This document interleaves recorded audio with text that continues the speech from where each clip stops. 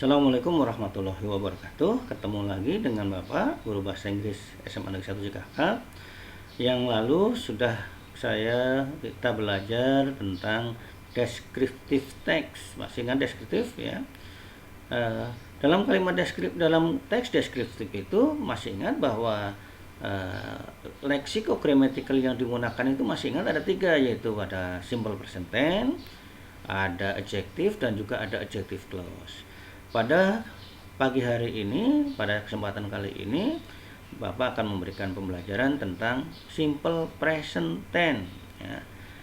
Nah, kalau kita mau bicara simple present tense berarti kita bicara kegiatan yang biasa kita kerjakan dalam kehidupan sehari-hari. Pada saat sekarang umpamanya kalau katakan belajar, study, dan sebagainya. Sehingga fungsi dari kalimat present tense itu sebenarnya minimal ada 2. Yang pertama untuk menyatakan kegiatan yang dikerjakan sehari-hari ya, contohnya I go to school every day, umpamanya I take a bath, umpamanya twice a day, dan sebagainya. Itu untuk menyatakan kegiatan yang biasa kita kerjakan setiap hari. Ada juga fungsi yang kedua itu bisa digunakan untuk menyatakan kebenaran umum. Jadi kebenaran umum merupakan suatu pernyataan yang memang tidak bisa dibantah. Contoh, kalau kita mengatakan matahari terbit dari sebelah timur, itu sudah tidak mungkin dibantah lagi. Itu harus kalimat present tense. Maka bahasa Inggrisnya adalah the sun rises from the east and the sun set in the west. Nah, itu contoh kalimat present tense. Atau juga untuk yang mudah saja mengatakan api itu panas, fire is hot.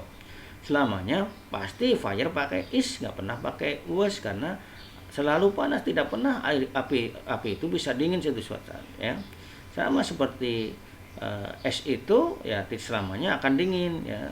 The ice is always cold. Nah, jadi tidak mungkin es itu akan berubah menjadi panas dan sebagainya. Itu fungsi daripada kalimat present tense. Nah, ini harus berhati-hati dalam kalimat present tense. Itu ada yang unik, yaitu pada saat kita membuat kalimat positif.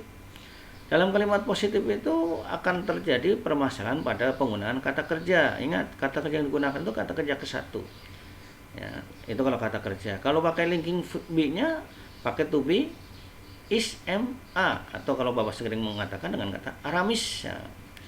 Ini sudah SMP juga diajarkan tentang to be, is, am, are, is itu untuk apa? Untuk she, it gitu kan. Kalau am untuk khusus untuk I, dan kalau are itu untuk you, we, they. Jadi sudah tidak bisa harus hafal itu. Kemudian kata kerja juga, kata kerja ke-1 sangat mudah sekali. Biasanya kalian hafalnya kata kerja ke-1. Ini kalimat present tense. Kemudian permasalahan dalam penggunaan kalimat itu nanti pada saat kita membuat pernyataan di dalam kalimat positif. Itu dalam kalimat positif itu akan terjadi permasalahan pada penggunaan kata kerjanya. Yang harus kalian perhatikan adalah subjeknya. Kalau subjeknya tergolong orang ketiga tunggal atau dalam bahasa atau contohnya adalah she, it umpamanya. She dia perempuan, he laki-laki, dan it itu untuk benda atau binatang. Itu kata kerjanya wajib ditambah akhiran s atau es. Itu wajib, tidak boleh tidak, karena itu aturan ya. Contohnya umpamanya kalau bicara namanya Ani pergi ke sekolah setiap hari, maka Ani goes, jadi bukan go saja tapi goes to school every day. Tuh kan? Dia harus pakai akhiran es. Tapi kalau Ani diganti dengan kata kamu, umpamanya enggak tambah akhiran es karena termasuk subjek yang jawab. Jadi you go, enggak boleh you goes. Jadi you go to school every day. Itu untuk kalimat positifnya. Bagaimana kalau mau mengatakan tidak, not, ada kata kerja bantunya. Untuk kalimat present tense, kalian juga lihat subjeknya.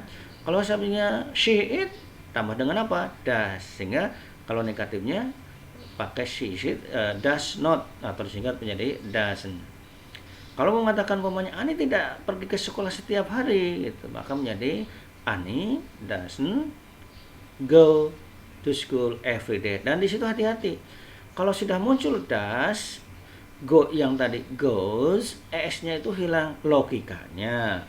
Es-nya itu nempel pada kata does. yaitu do es itu does itu nempel, jadi tidak boleh ditambah lagi menjadi Ani doesn't go to school every day. Yang lebih mudah itu kalau subjeknya orang jamak, istilahnya seperti you, we, them, semuanya you, tidak tinggal tambah do, ya, you do not go to school every day, ya, tinggal tambah do. Nah, bedanya dengan tadi yang subjeknya she, it itu tambah akhiran s, jadi menjadi does. Kalau yang tidak pakai kata kerja ke satu yang tambahan akhirnya ya pakai do, jadi IUWD pakai do, kemudian she it pakai does. Itu negatifnya, gampang sekali. Kalau bertanya tinggal dibalik saja. Do you go to school every day? Does Ani go to school every day? Ya, itu contoh pertanyaannya. Sangat simpel sekali penggunaan kalimat present tense. Harapan semoga dengan keterangan ini pembelajaran present tense dalam bentuk video ini bisa bermanfaat dan bisa digunakan untuk lebih memahami tentang pembelajaran kalimat present tense. Sekian, terima kasih. Assalamualaikum warahmatullahi wabarakatuh.